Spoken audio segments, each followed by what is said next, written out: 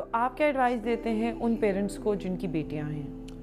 मैं उन पेरेंट्स से कहूँगा कि आपने जब भी अपनी बेटी की शादी करनी है तो अपनी बेटी को एक एडवाइस आपने ज़रूर करनी है कि बेटा हम तुम्हारी शादी एक इंसान से कर रहे हैं, और जब तुम्हें लगे कि वो हैवान बन गया है तो वापस आ जाना, क्योंकि डिवोर्स्ड बेटी मरी हुई बेटी से बेहतर होती है।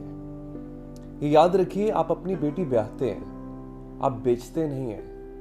तो जब आपको लगे कि जहाँ पे आपने उस बेटी की शादी की थी अब वहाँ से उसके साथ इंसानों वाला सलूक नहीं हो रहा है, तो बुला लें वापस उसको।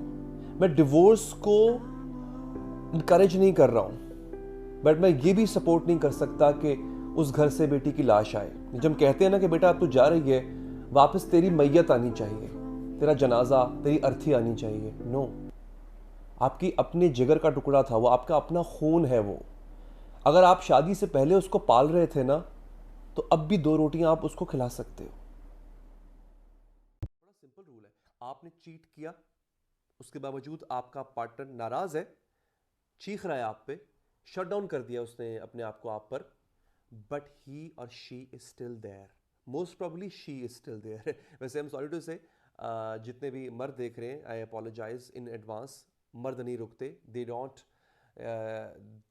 Forgive, but let's say for the sake of it वो रुक गया है। पहली बात तो ये कि अभी भी उसको उम्मीद है अपने उस रिलेशनशिप पे, गो के आपने चीट किया। अब उसके बाद उसकी रिपेयरिंग का काम है। अब गाड़ी आपके वर्कशॉप में आ गई हुई है, मालिक ने गाड़ी ट्रस्ट करके आपके वर्कशॉप में भेज दी है, अब आपने उसकी रिपेयरिंग करनी है। जब गाड़ी का एक्सीडेंट होता है ना, तो वो एक ही झटके में बहुत कुछ बर्बाद हो जाता है उसका। लेकिन जब रिपेयर करना पड़ता है ना आपको गाड़ी को, तो एक एक पुर्जा जोड़ना पड़ता है आपको। वो पुर्जा जोड़ने में भैया वक्त तो लगेगा। फिर आपने इरिटेट नहीं होना, फिर आपने इम्पेशेंट नहीं होना है, बेसब्रा नहीं होना कि यार मैं तो इतनी कोशिश कर रहा हूं, वो मान ही नहीं रही, वो मान ही नहीं रहा। भैया तुमने तोड़ा ट्रस्ट, अब वक्त लगेगा। और ट्रस्ट जो है वो शीशे में दरार की तरह होता है, कई दफा तो वो वापस जुड़ता भी नहीं है। बट ये देखना होगा कि आप कितनी कोशिश कर रहे हो। क्यों मेरी स्किन डल हो रही है, क्यों मेरे पीरियड्स अपसेट हो रहे हैं, क्यों मेरे बाल गिर रहे हैं, मैं बीमार क्यों फील कर रही हूँ। तो सबसे पहले हेल्थ, जिसको हम बिल्कुल नहीं देखते। इसका मतलब है कि सबसे पहले मैं कुछ बेसिक ब्लड टेस्ट, मुझे कोई ब्लड टेस्ट कराने का शौक नहीं है कुरुतलैन, मैं सिर्फ बहुत टू द पॉइंट टेस्ट लिख के देती हूँ स्किन के हवाले से। आयरन हमें ऑक्सीजन देता है, और अगर आपके टिश्यूज़ को ऑक्सीजन ही नहीं मिल रहा तो कौन सी खूबसूरती, कौन सी glow, there is no glow. इसका मतलब है जिन बच्चियों में आयरन की कमी है, जिन बच्चियों के अंदर हीमोग्लोबिन की कमी है, आयरन और haemoglobin they are 2 different things, हमने एक दफ़ा उधर नज़र मारनी है। Vitamin B12, vitamin D, master gland, एक प्रोलैक्टिन हार्मोन इंपॉर्टेंट होता है, और ये जो मैंने लिख के दिए हैं फॉलिक एसिड, होमोसिस्टीन, और एक आपका कि आपकी बॉडी आपका बेसिकली पिछले 3 मंथ्स का शुगर लेवल स्पाइक आपकी बॉडी कैसे दे रही है। सो ये बड़े बेसिक टेस्ट हैं।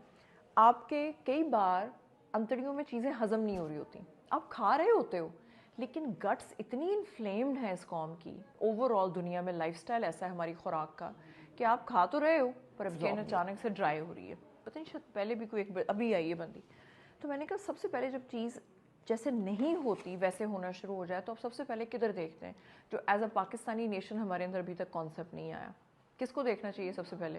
हेल्थ, कि मैं क्या ऐसा खा रही हूँ, नहीं खा रही हूँ, मेरी हेल्थ में कोई इश्यूज। और जो निशानात होते हैं पेट के ऊपर डिलीवरी के बाद, स्ट्रेच मार्क्स, ये परमानेंट रिमूव हो सकते हैं या बस कुछ कम ही हो सकते हैं? कम हो सकते हैं, परमानेंट रिमूव तो नहीं हो सकते। हाँ, सर्जिकली अगर कोई चाहे तो वो ग्राफ्टिंग से और प्लास्टिक सर्जन से रब्ता कर सकता है, लेकिन मैं आपको फिर कहूँगी ये तो अल्लाह की देन है एक माँ को। बिल्कुल बिल्कुल। हाँ, लेकिन आपको पता है कि हमारी सोसाइटी में मेरे पास इस तरह के केसेस भी होते हैं, खातून अपने घर चली गई, अपने अम्मा अब्बा के घर।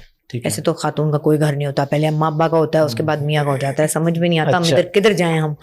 अच्छा, तो वो चली गई और वो रोते हुए औरत आती है मेरे पास कि ये इसका कुछ कर दें क्योंकि मेरे हस्बैंड कह रहे अब तो तुम्हारे ये हो गया है।